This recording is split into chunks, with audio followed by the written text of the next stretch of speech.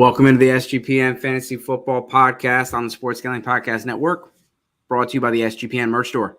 Use promo code SGPN to get 10% off everything in the store. We are 1 week ahead of the NFL Draft, gentlemen, and we're going to talk about some props, talk about some players, and let's just get started with it. So we have Bryce Young is currently at the number one odds. So Sean Kramer, do you think that anyone is buying that anyone else other than Bryce Young is going to be going here at number one? Oh, it's a done deal, right? If you're smart, I mean, we know the sharps love to bet the minus big odds, but if you're betting minus 800, you're driving this all the way to minus 1200, it's a done deal. Yeah, no, I mean, there's not much to say here. Panthers, it was always probably going to be Bryce Young. Maybe they, were playing a little smoke signals, seeing if they could maneuver a little bit otherwise. But yeah, I mean, at minus 1200, minus 1500, there's just no value betting it now. But I mean, yeah, maybe I can't even imagine like a trade up at this point. It feels like it's just 100% locked in on Bryce Young.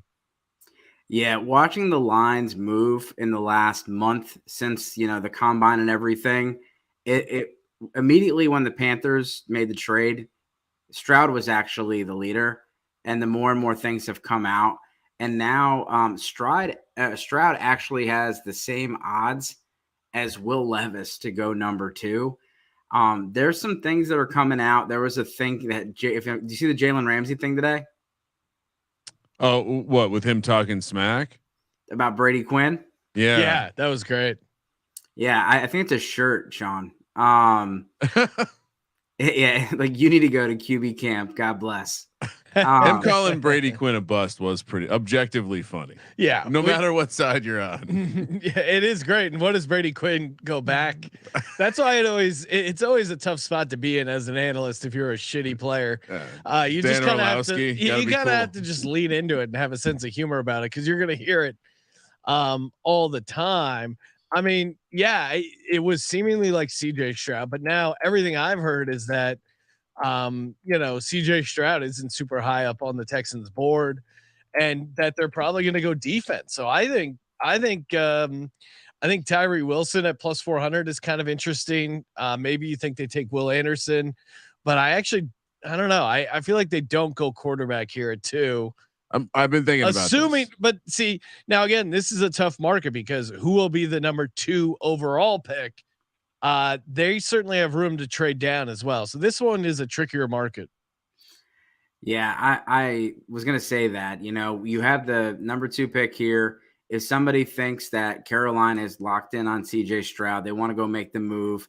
I think Carolina is the source of all the CJ Stroud bad news because they're trying to drive the market. Yeah. But, you got teams like the Tennessee Titans and the Las Vegas Raiders are, people are talking about them making a lot of noise about trying to move up towards the top of the draft and selecting a quarterback. And we'll go through the quarterback odds here in a second. But yeah, if it's going to be anyone trades up, it's going to be for a quarterback. And it does seem like if the Texans are the team to trade down, they might be trading with either a division rival. So this is going to be a spicy draft one way or another. Spicy. And the more that I thought about it, the more that the Texans are the exact team that would trade with the division rival to allow that team to get a franchise quarterback. But I think the Colts realize they can get who they want at 4 and they don't have to trade up. It's see. Like this game of chicken. Desperate for. He saw those muscles on Will Levis's back, and then he saw the way he devoured a peel on banana. He was sold. I've never seen a draft prospect with so many food. Like if you look at the bullet points for Will Levis, it's like inconsistent thrower. He's deathly afraid of milk. He eats bananas with a peel on it, and he puts a Miracle Whip in his coffee. Like, remember that show, that dating show on MTV that had like the weird like facts? Yeah, Yeah, this is like one of those classic game show red flags. You make him. I mean, he does seem like a character on a reality show. Like if you've ever watched The Bachelor, where they they hop out of the limo and they have like little nuggets. Like he has so many weird nuggets. Yeah, it's odd. I did get to go to the combine, and I will say that walking by Will Levis and Anthony Richardson, you're like, okay, those guys are like dudes.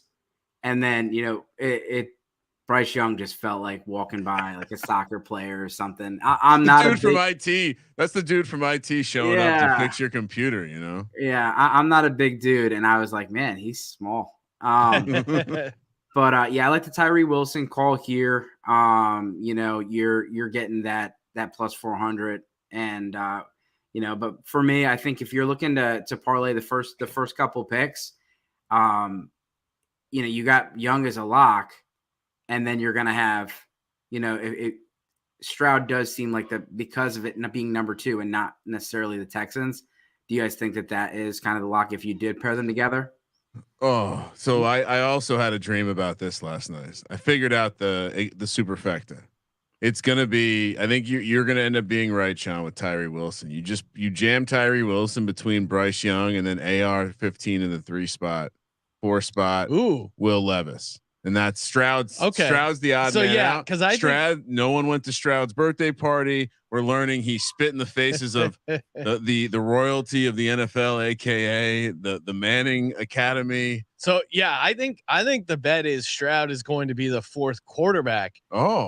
Drafted. So I think it's going to be. I think right now it's obviously Bryce Young 1, and then I think the Colts take Will Levis at 2. You can get spicier than this. Hendon Hooker goes before CJ Stroud. Then Anthony Richardson, then CJ Stroud.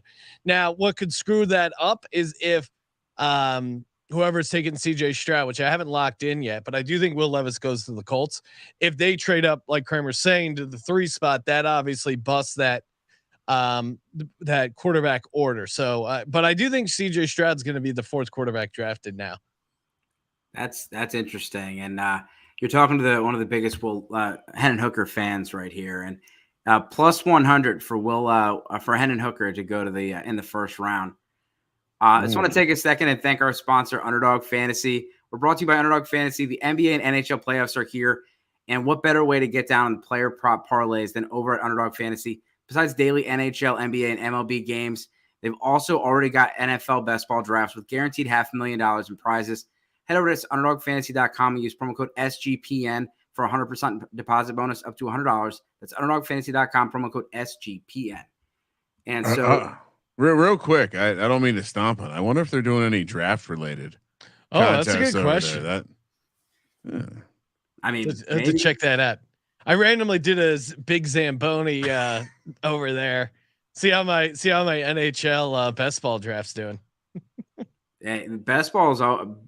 It was so fun, just like after Christmas, being like, oh, let's check out my best ball teams. Like, oh, once a month.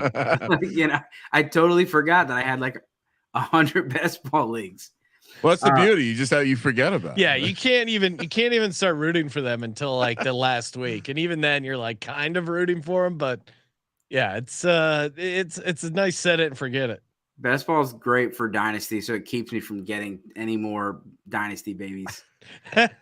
So Will Anderson is the most popular pick here, but he's even a plus 250 at the 3 spot. The draft apparently now starts at 2. All along we've thought it starts at 3, but it starts at 2 now with all this buzz on Houston. And Daniel Jeremiah had his conference call today, and he had mentioned some stuff about CJ Stroud and talked about why they would not go in the CJ Stroud market. And if they don't think he's the guy, then they're probably looking at next year's class. And it's got some stud quarterbacks next year, Caleb Williams, Drake May, and there's a couple other good quarterbacks. So if the Texans don't go and they don't trade out, let's say they take Tyree Wilson, we're looking at, this is our board, except for Tyree Wilson. So at the number 3 spot, I do think I think if we're playing it out as we have been, I think Will Anderson at plus 250 makes a ton of sense. The other thing is Anthony Richardson makes a ton of sense a team trading up because maybe they're worried the Colts take Anthony Richardson. But again, I do think the Colts have Will Levis as their QB1, so I think they're fine to sit and wait there. But I'll take Will Anderson here at plus 250, considering we already used Really? Tyree Wilson. Yeah. See, I think it's going to be a trade up. Yeah, and which is possible. I guess just if the odds are the same, you're almost betting on two things to happen. So let's say that what people are saying is true, and I know this is going to go against my superfecta, but if everyone knows the Colts want Will Levis, if there's another team that wants Will Levis, they'd have to come to 3. He's 10-1. Yeah, that's true. Mm-hmm. Or maybe it's the Colts. I mean, honestly, if you're looking at it, the best way to bet Will Levis, I think, is Will Levis to the Colts. It's probably your least odds there, but yeah. So I all this being said, I'm going Will Anderson here at number 3. All right. What are you doing, Craig? No, I think I would go the Will Levis route. I think I've read enough stuff that makes me to believe that NFL teams do like Will Levis more than the average guy, and especially the average guy that points out that he lost his job to Sean Clifford and puts Miracle Whip in his coffee. So yeah, maybe this is the spot. Someone tries to jump up here, or maybe Irsay demands that they get him, and just to be safe, they trade up one spot. So Will Levis 10-1 is a fun bet. Yeah, and as far as Will Levis, we're going to get to him in a second. The next guy is Anthony Richardson, and so I talked earlier about Tennessee. Move the Sticks talked about the 2 teams that are most likely to trade up would be the Las Vegas Raiders or the Tennessee Titans. And they actually have the highest odds right now to go get Anthony Richardson. Interesting fit there with Shane Steichen, who just worked with Jalen Hurts, and we've seen all the work they've done there. Not saying Anthony Richardson is Jalen Hurts, but if you're going to transform an offense and deploy something similar to what Philly is doing, this is the kind of quarterback you're looking for. What are your guys' thoughts here about him going to Tennessee, or do you think he would go to Indy?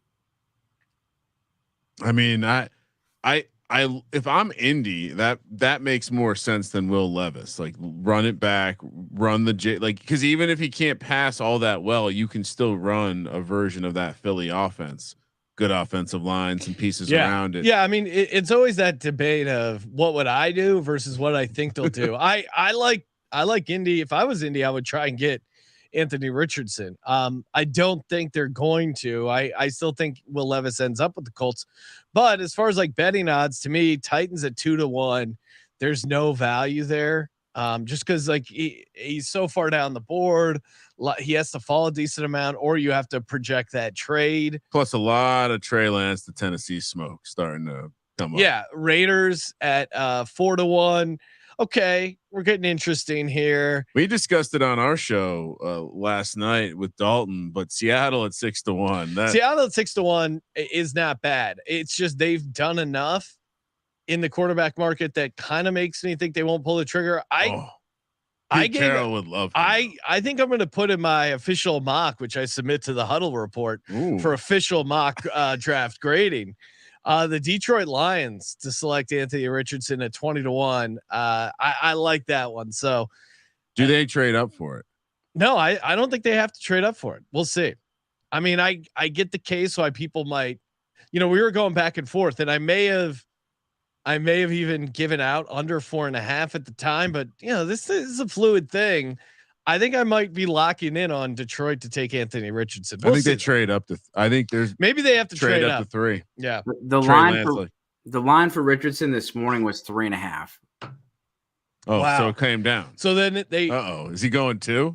Is Houston going to do the smart thing and trade? Well, and maybe see, that's why That's why this stuff is so. That's why I like. I think the best stuff to bet for this whole draft is going to be that those 2 different essentially parlays of QB order, both having Bryce Young and CJ Stroud at the end, and then 2 different versions. One where Richardson goes 2, Levis goes 3, and then vice versa. I'm gonna go broke Ben those. But I'm gonna bet. I'm gonna bet Richardson at 20-1 that the Lions take him. The Tennessee totally makes sense. Just you're getting 10 times the odds for the Lions, who have done nothing to commit to Jared Goff long term.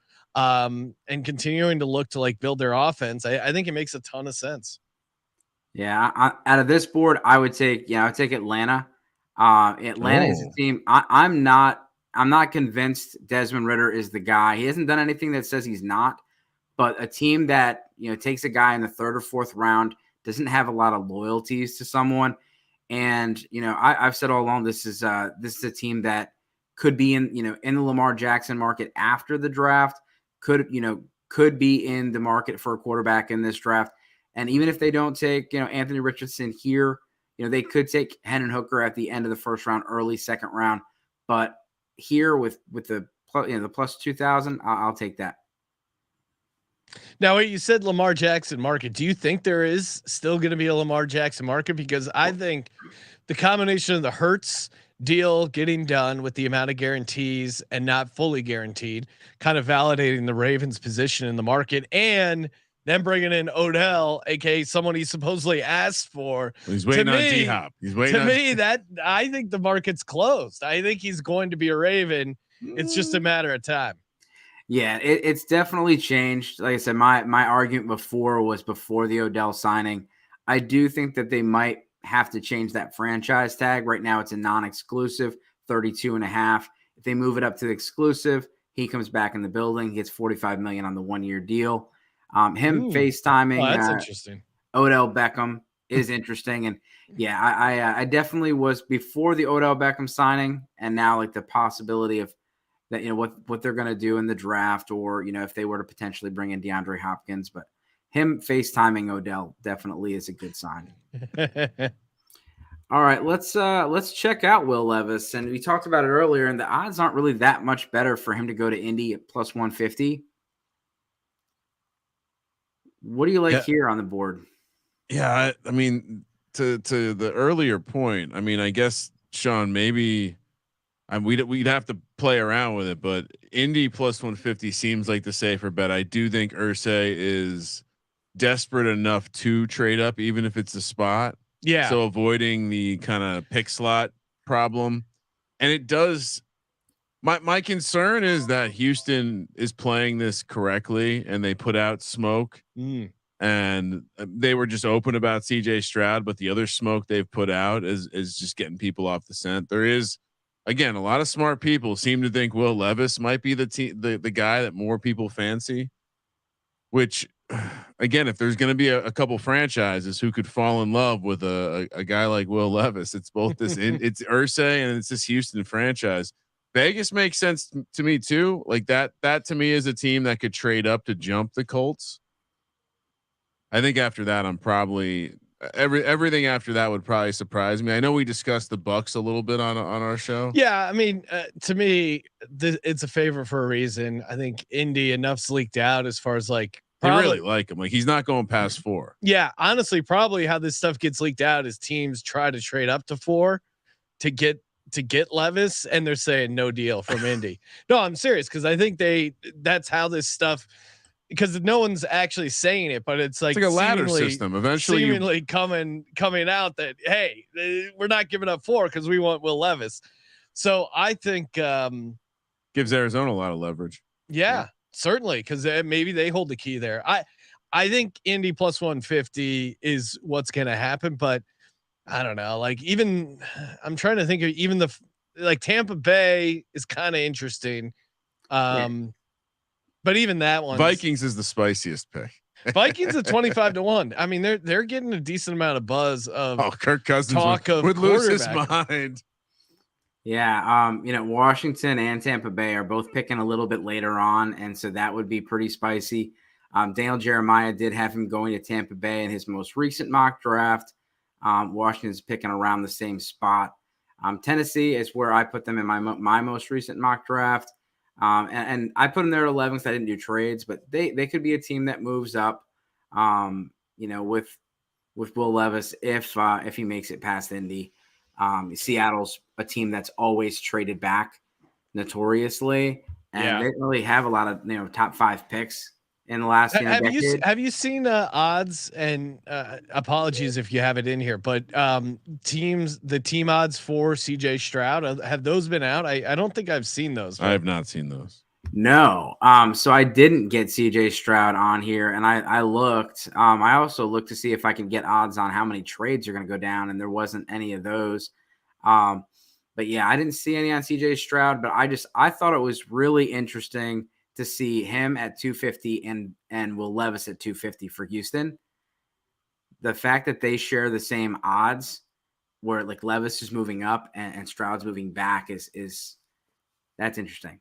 Yeah, it's the market's telling you that all this media red flag shit that's happening with CJ Stroud is happening for a reason.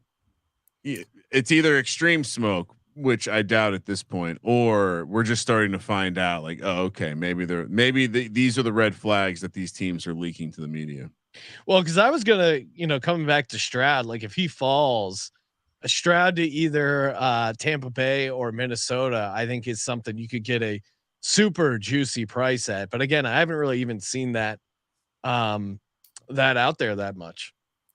Yeah, the Stroud stuff is interesting. And for those that don't know what we're talking about, he, is apparently no showed last minute to the Manning Academy, which that's not you good. Don't show up the Mannings. That's not good. That's not. They good have an karma. academy for a reason.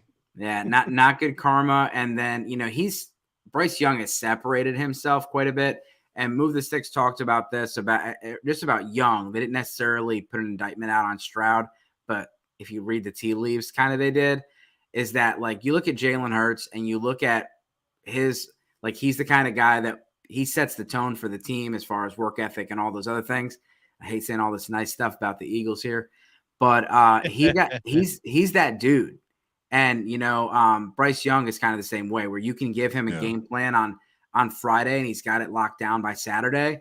And the way they said that in comparison to Stroud, and now you're seeing the wide gap between the two, and then you're seeing this little bit, and who knows, maybe Stroud doesn't fall at all and he goes to 2, but there seems to be some consistency with the storyline with him. And the Texans are always honest, and they were the first ones to be like, "No, we're not in on CJ Stroud." Like, so maybe it's real. Yeah. So I do want to mention our contest. So Bijan Robinson, if you correctly predict where he goes, you get a free entry. We'll take a name out of the hat out of everyone that predicted correctly, and you'll get a $40 gift card. We got a bunch of stuff over there at the merch store. Go to sportsgamblingpodcast.com. And, we got I own the 101 shirt for your rookie drafts when you go and draft Bijan Robinson, unless you're, really smart and trade it, because you can just get a bounty for it right now versus just getting a running back. And then also, we have the SGPN merch store on the docket. We're brought to you by the SGPN merch store. In honor of the NBA playoffs, from now until the end of April, get 10% off anything in the SGPN merch store when you use promo code SGPNNBA. So head over to store.sportsgamblingpodcast.com and use the promo code SGPNBA to get 10% off everything. Mention one item you like. Well, I like a lot of stuff here. For me, it's the fantasy football hoodie. Oh yeah, I got one. My wife's got one. That I rock that all the time. So if you check out my TikToks, I'm usually wearing that. So Bijan Robinson, the over and under right now is 12.5. And so, there's a lot of newer GMs that just kind of like a lot of people scoff at the idea of taking a running back. There's not a lot of Dave Gettlemans anymore. So what do you think about Bijan Robinson going at the over under 12.5 mark? I don't know. I feel like I'm starting to hear the arguments that it's going to be sharp to draft Bijan this year because the draft is so weak with prospects that he's actually going to be a value. I don't know. I mean, I sometimes the odds make sense. Sometimes they don't. I think Atlanta makes a little bit of sense. Dallas from a humor perspective. Well, yeah. And there's a bunch of news coming out that Dallas is like so hard on for Bijan. Again, he's a Texas guy. I like the bet. They need a new less chubby face of the franchise after cutting Zeke Elliott. They need an in shape running back. Mike McCarthy basically pounded the table and said, they got rid of the Kellen Moore because all he cared about was scoring points and he threw the ball too often. Them drafting Bijan Robinson just makes so much sense, especially when they at 7-1, especially. Oh, I'm talking myself into Bijan to Dallas. And when you talk about having dinosaurs calling the shots, I mean, Dallas took Ezekiel Elliott at the number 4 spot just a few years ago. They also paid. I think they think the Zeke deal was like a good decision. Like everyone makes fun of them for wasting that number 4 pick overall. And I still think they're like, yeah, that was good. That was a good pick. Zeke got banged up, but what are you going to do? Yeah. And the positional value, like, if you look at team building, you take Saquon at the number 2 spot, you take Nick Bosa at the number 2 spot. When you have to pay Nick Bosa, you're not paying him the same as Saquon Barkley. And that's, like, from a value standpoint, bad building. But I also think that if you're going to draft a running back, you're going to put him on a really good team. So I look at, like, the Eagles, I look at the Bengals and, the Chiefs and teams that are actually competing. I'm okay with them taking a first round pick, putting that running back into that team and going for the Super Bowl.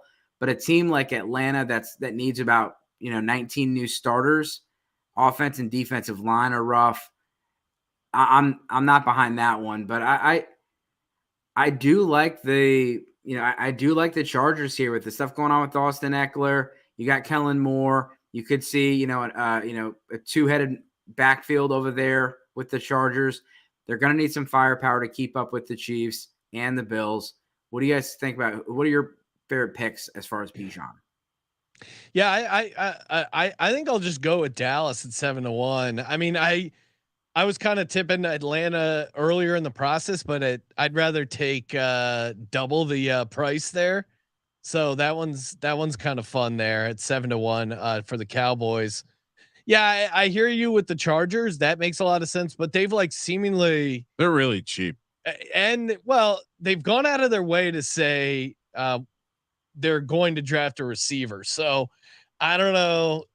Maybe again, if Bijan's there, I could see it at 10-1. It's definitely intriguing. I'll just stick with Dallas though at 7-1, mostly for the narrative. If just think of this, right? Dan Campbell's coming out of the draft room and he's just drafted Anthony Richardson and Bijan Robinson. To me, that's a football guy move. 12-1, that's fun. But the Bengals, I mean, I think we got onto this one when it was like 35-1, and just continuing to love it. I think another notoriously cheap franchise like the Chargers, great way to bring a stud in here. Potentially he's going to slide. I think, there's some debate. His over under, like you mentioned, some places have 12 and a half. Some places have 16 juiced, 15 and a half juiced. So I think there's some legit confusion there, but clearly what that tells me is there's something people know in that range there that he's probably not going to slip much past 16, 17, 18. So, but I would take the stab on the Bengals. Bengals and the Lions are both fun, you're right. Fun outcomes. Yeah, Bengals are definitely one too. Mixon's gone, right?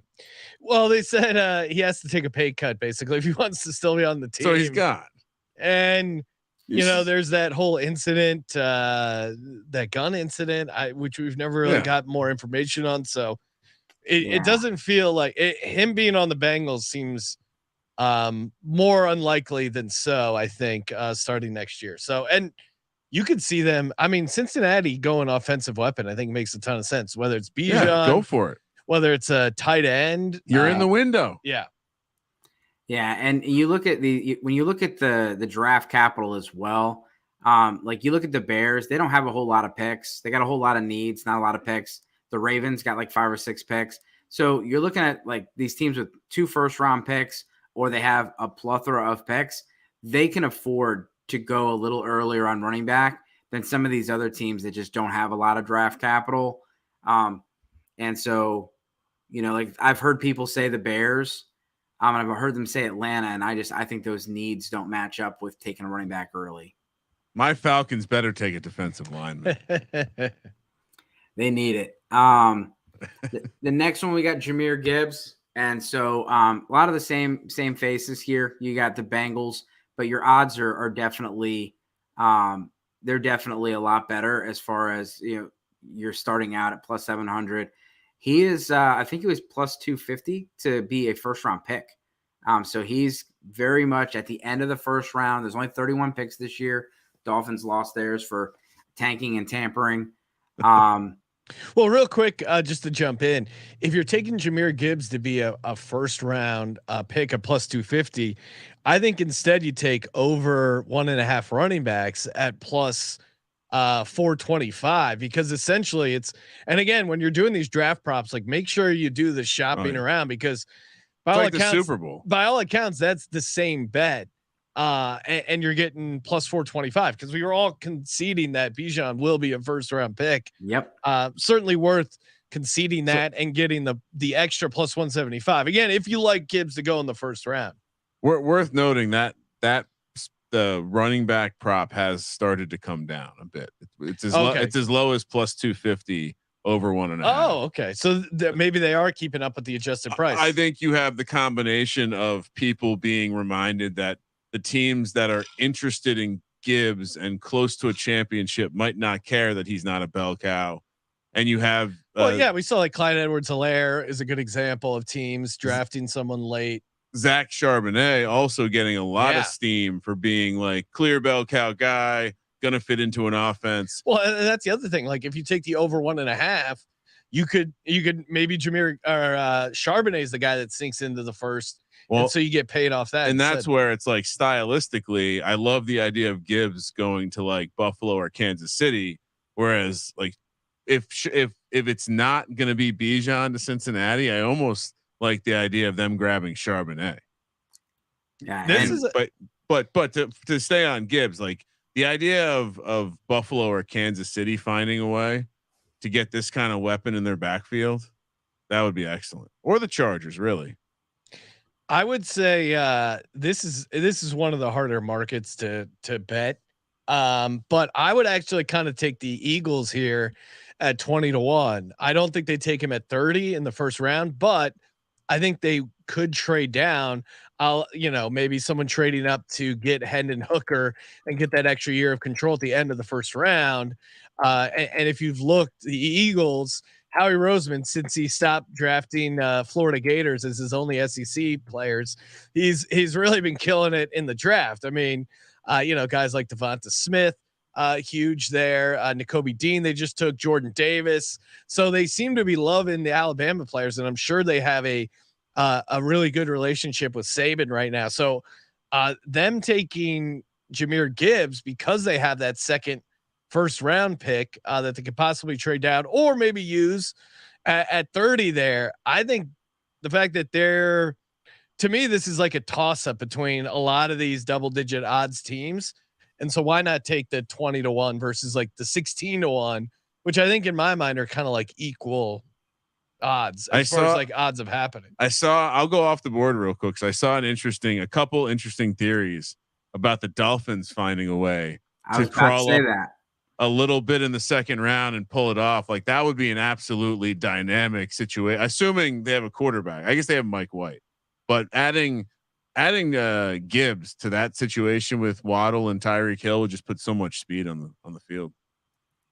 Yeah, I was gonna bring that one up. I was reading some stuff about the Dolphins being a dark horse to trade back up, and if Bijan were to fall into the late 20s or grab one of these other guys, and then Denver Broncos. I know they don't have a first round pick, but Sean Payton loves guys like this. And the perfect, the easy kind of lazy comp for Gibbs is Alvin Kamara, and getting a player like this, I do think that the Denver Broncos will add somebody like, if it's not Gibbs, someone like an A-Chain or something like that. But no, I love the conversation about the just going after the doubling up with the running backs, just going Bijan plus whatever running back and going with the two. And I believe that that's one of the next ASN, and just going right back, bring this back to fantasy football. JSN has widely made himself known as the wide receiver one in this class based on all the odds that we're seeing.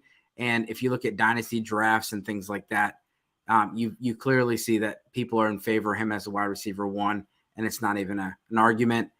What do you any teams on here stick out for you? Yeah, I mean, I've seen him get mocked to Houston like a surprising amount of time. Like that seems to only work if you pair him with a quarterback. And it does seem like, based on everything we've discussed, like defense might come first.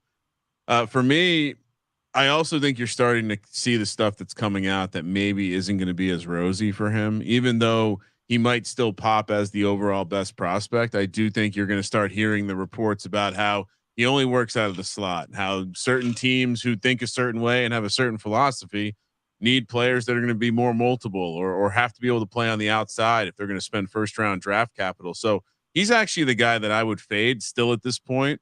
So as far as where, I do like, we were having the conversation again with Dalton on our show, and the Packers at 5-1. I don't love the odds anymore, but it makes a lot of sense. I can tell you, I'd be surprised if he went to the Giants unless he slipped all the way down to hit them at 25. But even then I would be pretty surprised.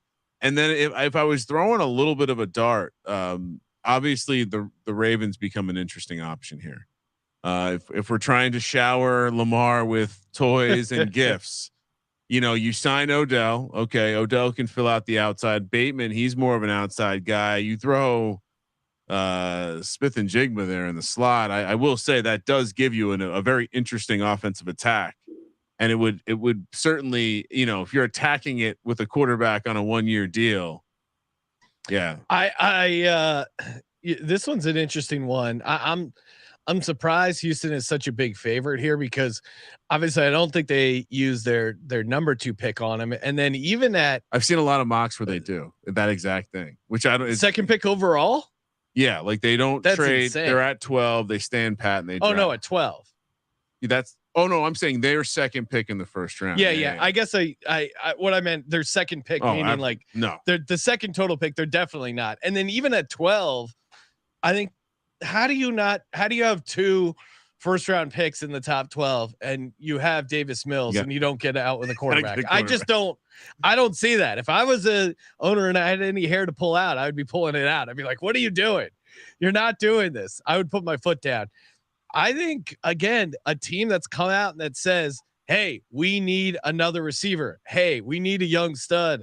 What better addition to the Chargers offense than JSN? I think he could really open things up for Mike Williams, Keenan Allen, keep those guys on the outside. I don't know. What am I missing? Like, to me, that makes a ton of sense. If he's available at 21, I think he's the first receiver on a lot of teams' boards. I don't know if I necessarily agree with that, but you already have like Mike Williams, who's a big size guy, to balance out JSN. So I think he's a great fit for the Chargers who have said, hey, we need a younger guy. And they're the like 25-1. I really like that one. And if you look at the over under on his position, it's at 13.5. And so you would be underperforming a little bit. The over is juiced, but I think there's a chance all the receivers make it down to that spot where the Chargers pick, and then we could see some receivers come off the board. To me, that's one of the situations where maybe the Giants do take a receiver if they're truly not going well. In the beginning of the process, we were seeing like 3 of them come off before 20, and then slowly guys are falling down the board, and now it's becoming more and more uncertain on who the first guy is. But yeah, I do. As far as the favorites, though, it does seem like there is some real information that Green Bay really likes them and could be one of their targets. Yeah, my latest mock, I put Green Bay. I think it'd be a nice slap in the face to Aaron Rodgers on the way out of town. Does seem like they wouldn't mind sticking it to him one more time. And so, who will be the first receiver off the board? JSN, heavy favorite. Zay Flowers, Jordan Addison, Quentin Johnston, Jalen Hyatt, Josh Downs, Kayshon Boutte. Again, for your dynasty and your fantasy football, like this is how Vegas is ranking the players. Very similar. The top couple guys are very similar to my dynasty ranking, except for I have Addison over Flowers. What do you guys think here? Is it just fade this? Don't worry about it because JSN is going to be the guy. I would bet Addison. I think Addison's the guy that enough of like the respected mock drafters have said, he could find his place. What about Zay Flowers at 5-1? I think it's all 3 of them. So like, if you want to just fade the fact that JSN's minus 250 and bet the other 2 guys and play variance, like, I think maybe this way, right? Half unit on Zay Flowers, half unit on Addison. And as long as you're fading JSN. We're talking about how the draft starts at 2. So think about the crazy parlay that has to happen to get like a string of all of these guys have gone for the next 10 picks. And then you go another 10 picks. Because what if the first receiver does drop into the second half of the draft? Then it becomes a real crapshoot. So I would say that definitely those two guys have a chance. Certainly the Zay Flowers, Tyler Lockett, like comps are fun. But now you're hearing stuff again, Sean. We see Quentin Johnston's price has gone down, only for us to now hear that we heard from Peter Schrager today that when he put Zay Flowers to the Giants, he got a lot of feedback that the Giants would absolutely take Quentin Johnston over Zay Flowers. So we're at that point. Well, QJ is interesting too, because everyone else is like a small kind of, relatively small, and Quentin Johnson is like a big dude. I mean, he's a dog. Now, the problem is that Jalen Reagor sucks. That's his. There's been a number of them, but that's. I would say this too. Like every time we talk about the receivers, I have to bring him up. Cedric Tillman. Yes. I'm sure you got him in your dynasty rankings over there, but that's a guy who, when his draft position over under comes, I'm going under. He's my number 5. Oh yes. I'm big. I just put a Tillman short out. He's one of my favorite players. And I'll say this, I don't think there's a number 1 receiver in this class. I think these are all number 2s. And so you're going to see him slide a little bit. I think Addison and Flowers are they're good route runners, and route runners usually translate a lot faster. You saw what Garrett Wilson did, those kind of guys, and your size kind of guys like Treylon Burks and things like that, like Quentin Johnston, we'll see. And there's just no data that says Big 12 receivers are going to hit. But no, and in general, like it's not an overstatement, saying quote unquote it's a bad draft. Like a lot of teams, they're saying like this is a record low for as far as like guys they have first round grades on. So if you're just looking at that, I mean, obviously there's going to be some studs that people find, but yeah, in general, at least according to the scouts, it's a down year. All right, next slide. We got Michael Mayer, 350 to Dallas, Green Bay 500, Chargers 600, Detroit 700, and then the Bengals at 800. What are your thoughts about where Michael Mayer could go? This is tough because I think a lot of this, like you look at those odds, these odds are almost assuming he's going to be the first tight end drafted, and he's now the big favorite again. So it's been like him and Dalton Kincaid going back and forth. Dalton Kincaid was a big favorite just days ago. Now you're saying, Kramer, that Mayer looks to be the favorite. Yeah, so he's back up to like -180, -190. Yeah, this is an impossible market. We're also seeing the over under for tight ends. At some point this offseason, it was 2 over plus money. Now it's 2 over is -450. Wow. So it almost tells me that we know that Kincaid and Mayer are going in the first round. So perhaps there could be another guy. I don't know. I don't know which guy Mayer. I don't know which team likes Mayer the most. It's certainly. I mean, like it seems like if the Lions had met with them, I'd say he's definitely a guy that could have impressed Dan Campbell, but I don't believe they met. I mean, rarely do I say stay away from a bet, but this is a really impossible one, I think, to get down on. I would go, off the top of my head, I would go Bengals at +800, but Dallas obviously could go tight end, but do they go Mayer? Do they go Kincaid? Do they go Bijan? I don't love it enough at +350. Dallas really should go tight end, but Jerry's going to be in there chomping at the bit. The Bijan thing is just too sexy for him to turn down. I'll take Bengals at +800, but this one I think is really tough unless you have like inside. Because it's like second half of the draft where it's like it's so far down that they're almost going to have to be taking what's left. So you know what though, Bengals is probably I like that angle there. That would make sense. Same reason they like the running back. Yeah. Kind of. All right. I wouldn't rule out Detroit either. Something they talked about a lot on some of the scouting podcasts was, the top 30 visits. Of course, you're going to bring in guys that you like, but you're looking for guys with medical issues. You're also looking for guys that have personality issues. And so Jalen Carter is having to meet with everybody and explain himself. But someone squeaky clean with no injury history, stuff like that, Michael Mayer, It could be something with him. And I like the spot in Detroit with just what they're trying to do. I think he fits a lot better with what they're trying to do than a Dalton Kincaid versus like Cincinnati, where they're trying to spread and shred, where Dalton Kincaid's probably a better fit there with more of a pass heavy offense. So you're saying Mayer's an upgrade over Brock, right? James Brock, Mitchell. right? Is that what Definitely. And as far as the odds for the number one, we talked about it. So Mayer is the top guy. I like Kincaid, but you're not getting a whole lot of juice there. I apparently had the numbers way off earlier today. I had Tucker Kraft for $1 million. But that's a great bet. Yeah, Sean's like, I think your numbers are wrong. Like they're all wrong. I added like 3 zeros to everybody, but Luke Musgrave is a guy that when you look at your kind of over and unders on day 2, they're talking about him sneaking in. Day 2, he's day 1. He's first guy off the board.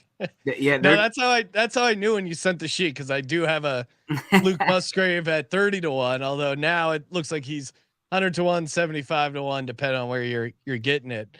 The smoke is coming off the. No, all it takes, Ryan, is one team to fall in love with him. He has the highest upside of these guys, I think, if we're being honest. He also probably has the lowest floor. But again, like as far as a guy to surprise you, that's the kind of guy you want to take, at least in my mind, long shot bets on, because you could see someone picking him up off of potential. And Luke Musgrave is just all potential, all project. I'm noticing you didn't add Zach Kuntz to the list here. I'm sure he's on your dynasty rankings though, because talk about a guy who's got muscles on muscles. Oh yeah, he's jacked up. And Musgrave, what was interesting at the media session at the combine was I thought it was Kincaid at the podium, because there was just like all of these, everyone was there, and I was like, oh, I'm gonna go over there, and it was Musgrave. And so a lot of people were buzzing about him. And if you're a box score scout and you just look at like, hey, who had a lot of production last year, you're not even going to look at Musgrave, because he missed most of the year because of an injury, hasn't had a lot of production. But there's a lot of NFL tight ends that just didn't do anything in college, that were more like, it's more of a projectable position than it is like based on production. But at the Senior Bowl, this guy stood out. A lot of people noticed him. He's 6'7", runs really well. Kincaid he's 6'3", 6'4". He's more of the shorter tight end, kind of an Evan Ingram body type. And you have Michael Mayer, who's your combo tight end. That he's a big dude. Mayer was a little slimmer at the combine. The combine numbers, as far as the weight, always mess with me, because there's no way that some of these guys played what they played. Like Bryce Young. They say a gallon of water, 7 pounds. Like he probably drank 3 of those before he hit the scale. But like Darnell Washington played about 15, 20 pounds heavier than what he weighed in at the combine. Like they're able to cheat the test. And, Washington's a big dude. Yeah. I mean, at this point, Kincaid, I think, is the interesting bet. Because I still think he has a decent shot, and you're getting plus odds on him. It's going to be Mayer. So there's going to be a football guy that just loves Mayer. And Dan Campbell's a football guy. And then, looking at bad weather, a tough guy for the bad weather. These are your over under props for DBs. And I forgot my slide on the history of it, but looking back at the positions that are drafted the most, you're looking at your tackles, your edge rushers, your corners, and your wide receivers. This is a passing league. In the last 5 years, those are positions that are coveted. And so even a guy that might be a little bit lower on the board because of the position and the premium, you're going to see him go off. And so lineman is 5.5. The under is plus 68, and the DBs is 5.5, and they have the under as well as a positive. I mean, this is so. First of all, with the DBs, you do have to check the wording. Some places listed as cornerback, some people listed as defensive backs, and Brian Branch is some places listed as a cornerback, some places listed as a safety. He seems like as a prospect, he's a cornerback, but he played as a safety at Alabama. So again, check the wording. But as you list it with as a DB, I think it essentially is going to come down to like, does Emmanuel Forbes make it into the first round or something like that? And it does seem like his track right now is headed into the first round.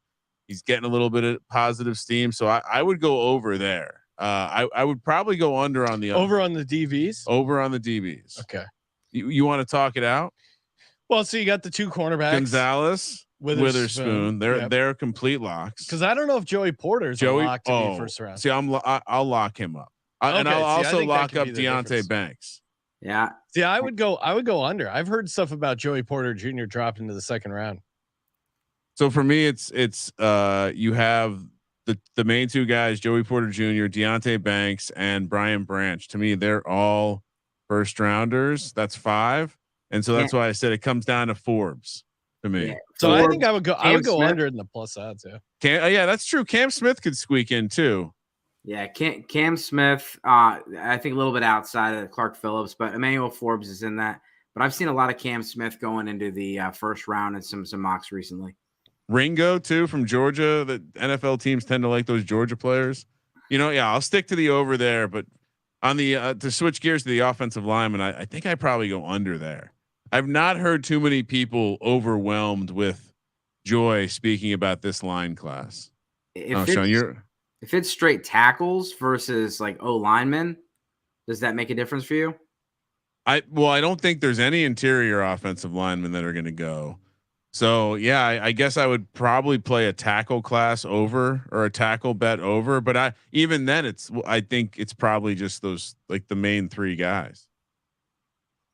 Yeah, I guess there's a 4th guy in there. Yeah, Darnell Wright. Yeah, Darnell Wright. Paris Johnson is the number 1 as far as the Skoronski.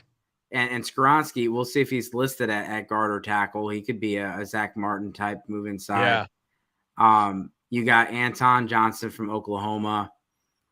And then you could see one guard slip in, whether it's Osiris Torrance or Steve Avila. I think Torrance would probably have the highest odds there, but I'm trying to think of the other tackles on the board. Harrison, maybe. Yeah, I don't know. It's kind of tough to get to. I would play under on both DBs and O line.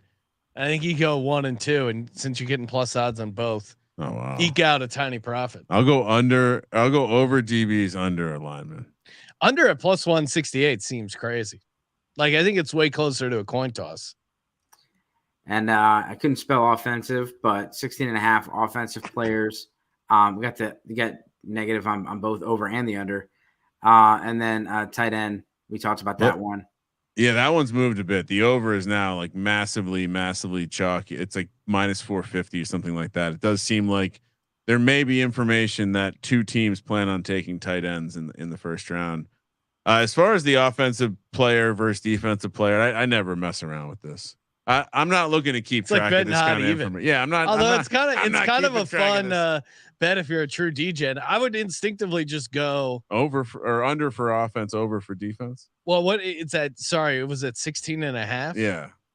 Yeah, I mean, oh, that's right. There's only 31 picks. There's 31 picks, so I would go 17-14. I'll do the opposite of whatever you say. I'll take the over because you got it's just so many the quarterbacks. Quarterbacks alone are going to hit that. Come on. What are we doing? Especially when Hendon Hooker goes first round. Yeah, exactly. Skill position group round 1. So you have the quarterbacks at 4.5 plus 102.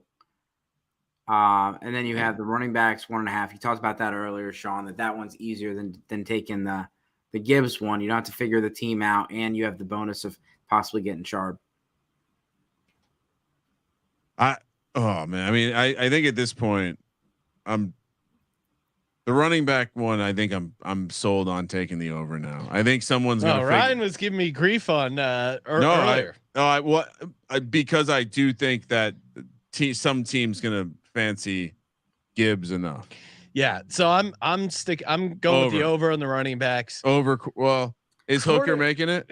Oh man, the quarterbacks one is tough. Just play the Hendon Hooker over under. I think that's a better bet. That you're right. Do we know wait. Actually, no, because I like my hot take of CJ Stroud is in the second round, Hendon Hooker's in the first round. Wow. So I'll go. I'll go under. I'll go over because I think Hennon, I think, might sneak in just because of the team trading up. Because there's a couple teams there at the end of the first round that would be like Eagles at 30 would be dying to trade down. So I'll say over 4.5. I've gone back and forth on this one a lot though. Yeah, I feel like half my money with my mouth is with Hooker. I said in our NFL profile videos in January, Hooker was a first round pick, and I got some crap for it. And now it's finally getting close to the draft, and I'm getting cold feet. But you know, the running backs one, I think that one's. I think I'm comfortable with that one and the tight ends that we're going to get 2 and 2, and then the receivers. I don't think we get 4.5. No. Yeah, but there's not enough. No way on. I mean, yeah, it's a minus 600 now, but again, that just shows you should be putting Smith and Jigba farther down than you think, in my mind. Well, yeah, the fact that you why don't they just move the number to 3.5? You can act. Well, that's what I was going to say. You can find it some places 3.5, roughly minus 120 each way, to kind of give you an idea how much each player costs on the price. But if it's only going to be 4, who's the odd man out? Because you got a JSN, you got Zay Flowers, you got Jordan Addison, you got Quentin Johnston. Is that it? Are we just going to get those 4? Well, if I'm going to try to like sell this to myself, again, it's a passing league. We see receivers get overdrafted all the time, especially speed guys like Henry Ruggs, and you saw Andy Isabella go in the second round, Tutu Atwell go in the second round. So a guy like Jalen Hyatt, Josh Downs could go higher than expected because they're speedsters. It is a weak draft class. And because of the expense of the position, if you get, let's say you take at 31, instead of going Jahmyr Gibbs, you go and get a Josh Downs or a Jalen Hyatt. You got them on a cheap contract for the next 5 years. Receivers are making $20 million a year now. Like Marcus Valdes Scantling's getting paid like $10 million a year. So you get these rookies, I still can't believe the Steelers traded Chase Claypool for pick 32. Like that was the dumbest thing ever. But back. So you could that would be my argument to try it out, because again, we've seen even in a bad class, remember the Corey Coleman class, none of those dudes deserve to be in the first round. There was like 5 of them. You called it the Corey Coleman class. That's all you have to. I mean, you know what? I'm locking it in. I'm officially betting over 3.5 wide receivers right now. Minus 1. All right. You nailed it. It's a value play. The franchises are too sharp. Perhaps this is now the new trade up into the back end of the draft to secure that extra year of control. All right, and we have the tight ends we talked about, and that's all we got for the slides. Well, let's go. Let's win some money. Let's get ready for the draft. What's your do you have a crazy hot take, Dave? What's your like big shock the world moment? Well, it's been Hendon Hooker all season, and now Nice. It's not. Now you're getting nervous. Yeah, I mean, I've always said, hey, listen, if we started football today and everybody was healthy, Hendon Hooker he's a better quarterback than Will Levis and Anthony Richardson today. But he's also 25 years old, and he might be like that's it. That's what you're getting. Yeah. But I've said Hendon Hooker is going to be good, but no hot takes. But I don't think Bijan Robinson goes in the top 15. I think that there's enough young GMs right now that he's going to be more in that 20 range, or you can see someone trade up to the 19-20 spot, get ahead of the Cowboys, and go take him. But I still don't think even that a generational talent like Bijan goes top 15. All right. Yeah. Everyone hates the running back now. I think, Bijan. Yeah. That's why if the Eagles draft him again, I'll talk myself into him happily. Cause he's a fun guy to watch, but it would shock me if they take a running back at 10 overall. All right. Well, hey, make sure you guys check out sportsgamblingpodcast.com. And everywhere you listen to your podcast, we got all different shows for you: fantasy football, gambling, everything you need. See you guys next week for the NFL draft. Let's go. As always, good luck this season.